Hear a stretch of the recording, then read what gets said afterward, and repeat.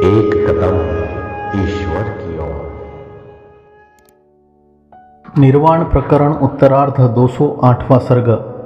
जैसे प्रजा दूर देश में स्थित प्रयत्नों से अन्यत्र वध, बंधन आदि फल पाती है, वैसे ही ब्रह्मा की इच्छा का वर्णन।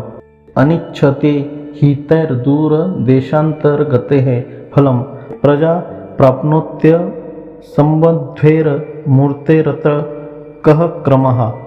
इस प्रश्न का उत्तर सुनाने के लिए प्रतिज्ञा करते हैं। श्री वशिष्ठ जी ने कहा, राजन, प्रजाओं को अमूर्त दूर स्थित अतएव संबंध रहित राजा की आज्ञा आदि से अपने ही घर में जैसे शुभाशुभ फल अर्थात निग्रहानुग्रह रूप प्राप्त होता है, उसको सुनो। मैं कहता हूँ, चूँकि ब्रह्म ही अज्ञानवश दृश्य बोध से दृश्य के रूप में प्रतीत होता है और ब्रह्म ज्ञान से ब्रह्म ही है, इसलिए यह जगत ब्रह्म संकल्प नगर रूप से स्थित है।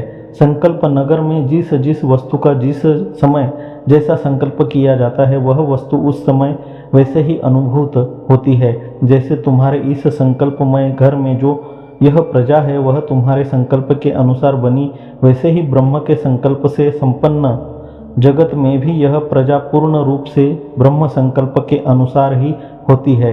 अपने संकल्प नगर में यह सब जिस प्रकार का तुम्हारा स्थित है, तुम अपने संकल्प नगर में जिसका जैसा संकल्प करते हो, उसको वैसा ही देखते हो। लेकिन जो जगत में हमारे संकल्प नगर की विलक्षणता का अनुभव होता है, उसे वर शाप संकल्प के तुल्य समझना चाहिए, ऐसा कहते हैं। मुनियों की यम नियम आदि के सेवन से शुद्ध हुई संवित वर और शाप से जैसे तत्त व्यवहार क्षेम यानी निग्रहानुग्रह समर्थ होती है, ब्रह्म संविद भी वैसे ही होती है, यह अर्थ है। जो वर और शाप द्वारा होता है, उसे भी तपस्वियों के वर और शाप सिद्ध हो, यूँ ब्रह्म की कल्पना से ब्रह्म संबंधी ही सत्य संकल्प समझना चाहिए।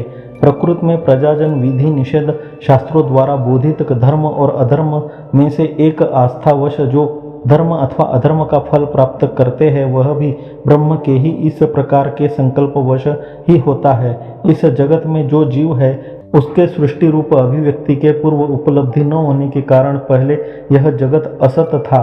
सृष्टि के उपरांत सत्य रूप से इसकी उपलब्धि होती है। असत जगत का कुछ काल तक सत्ता रूप से जो किंचित भान होता है, वह भी ब्रह्म के सत्य संकल्प से ही होता है, ऐसा कहते हैं। राजन, यह जगत चिद्रूप ब्रह्म के संकल्प से ही कुछ काल के लिए सत है।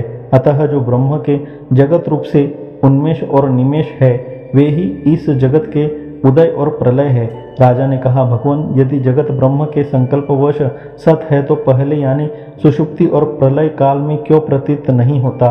पीछे यानी जागृत और सृष्टि काल में किस लिए दिखाई देता है? सदा विकार को प्राप्त हो रहा यह जगत सुस्थिर अर्थात सदा स्थायी कार्य के समान भासमान कैसे है?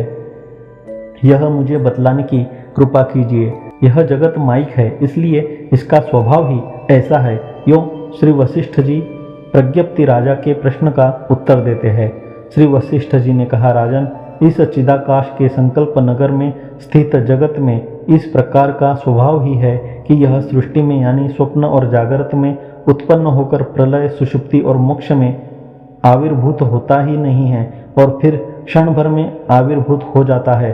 बालक के संकल्प के नगर के तुल्य तथा आकाश में स्थित केशों के वर्तुलाकार गोले आदि के समान ये सत असद्रूप सृष्टियाँ चिदात्मा में भासती है। तुम संकल्प नगर का निर्माण कर अन्य संवित से यानी उसके प्रलय संकल्पवश स्वयं उसी क्षण में उसका विनाश करते हो। यह जैसे तुम्हारा अपना स्वभाव है, वैसे ही चिदाकाश के संकल्प नगर में जो उन्मज्जन निमज्जन है, उन्मेष तथा निमेष है, वह ब्रह्म का निर्मल स्वभाव कचन अर्थात स्फुरण ही है।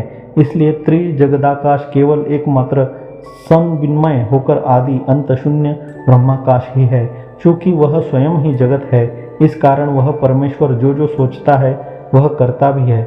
आवरण रहित उसके सत्य संकल्प से हजारों योजनों में बहुत से युगों से व्यवहित भी पुण्य पाप आदि कर्म परलोक आदि में समीप में विद्यमान की तरह वैसे ही स्वर्ग नरक भोग ऐश्वर्य आदि कार्यकारी होते हैं। जैसे कि स्वप्न होता है, जैसे स्फुरित हो रही चमक रही मणि में अपनी दीप्ति से ही कांति के उन्मज्जन और निमज्जन का आविर्भाव और तिरोभाव का अनुभव होता है, वैसे ही चिदाकाश रूपी मणि में जगतों के सृष्टि प्रलय रूप परिवर्तन तथा नाना कर्मों के विचित्र विविध फल भोग रूप परिवर्तन भी अनुभूत होते हैं, अथवा विधि प्रतिषेध रूप शास्त्रों को सफल बनाने वाली लोक मर्यादा ही ब्रह्म में बद्धमूल है, स्थित है, अतः वह दूर स्थित कर्मों के भी फल की कल्पना करती है, ऐसा कहते हैं।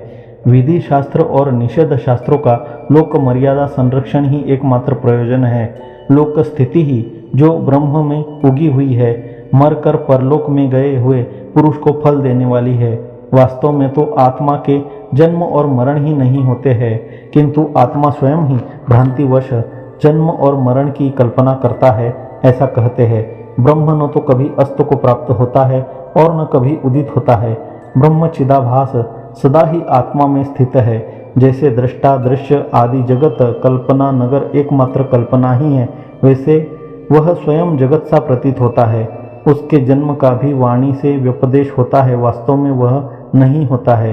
वैसे ही मरण भी पूर्व देह भ्रांति के स्फुरण का उपसंहार ही है और कुछ नहीं है।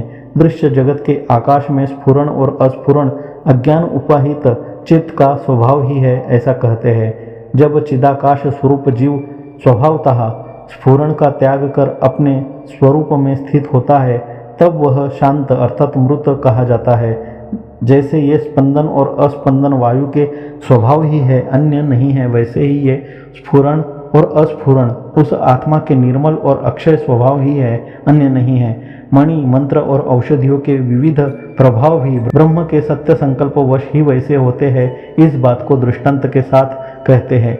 तुम्हारे कल्पना नगर के समान यहाँ जरा मृत्यु और विनाश करने वाले मणि मंत्र आदि के पृथक स्वभाव अमुक मंत्र या औषधि इस प्रकार के प्रभाव से युक्त हो जो ब्रह्म संकल्प से ही उदित होते हैं। इस प्रकार ब्रह्म के संकल्प रूप त्रिलोकी में सब औषधियों तथा सब पदार्थों के स्वभाव संकल्प वश उदित है। तो क्या प्रत्येक क्षण में प्रत्येक वस्तु की शक्ति क्रिया आदि भेदों का संकल्प करने वाले ईश्वर की कल्पना करते हो? इस प्रश्न पर नकारात्मक उत्तर देते हैं।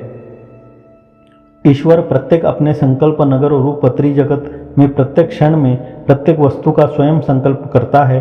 ऐसी ईश्वर की कल्पना हम नहीं करते, अपितु जैसे बालक अपने खिलौनों का एक ही बार संकल्प करता है, वैसे ही ईश्वर अमुक वर्ग का पदार्थ अमुक वर्ग के कार्य को करने वाला हो, अमुक जाति के पदार्थ इस प्रकार उत्पन्न हो, ऐसी कल्पना करता है। इसी से ही बीज अंकुर आदि के क्रम से पूर्व पूर्व तृण आदि पदार्थ उत्तरोत्तर तृण आदि पदार्थों की कल्पना करता है। इस चिद्घन का यह स्पष्ट स्वभाव ही है कि यह स्वयं जिसका संकल्प करता है, क्षण भर में ही वह पर वे पदार्थ अपने अपने अवयवों के साथ तथा शक्ति कार्य आदि भेद और कार्य परंपराएं एक बार के संकल्प से ही सिद्ध हो जाती है। संकल्प कल्पित पदार्थ स्वभाववश नाना रूप से स्थित होने पर भी स्फुरण स्वभाव ब्रह्म में चिदात्मक रूप से भासते हैं। इसी प्रकार स्वतः नाना आकार स्वभाव वाले होने पर भी सद्रूप से एक तत्व वाले अर्थात एकाकार स्थित है। उन पदार्थों में से प्रत्येक में अस्थि भांति और प्रिय रूप से ब्रह्म चिन्मात्रता है, क्योंकि चिति सर्वात्मक है। जहाँ पर जैसे रहती है वहाँ पर वैसी भासती है। इस प्रकार आदि मध्य और अंतरहित अपरिमेय शक्तिशाली ब्रह्म सत असत दोनों रूप से स्थित है, क्योंकि सत्यम चानृतम च सत्यम भवत अर्थात सत्य परमात्मा सत्य और असत्य हुआ, ऐसी श्रुति है। वह सर्वात्मक है, अतः प्राणियों में तृण गुल्म पेड़ पौधों आदि में जहाँ पर जो वस्तु जिस स्वभाववान के रूप में प्रसिद्ध है, वहाँ पर स्वयं ही तत्स्वभाव अर्थात उस स्वभाव का होकर स्थित है। यह अर्थ है। 208वां सर्ग समाप्त।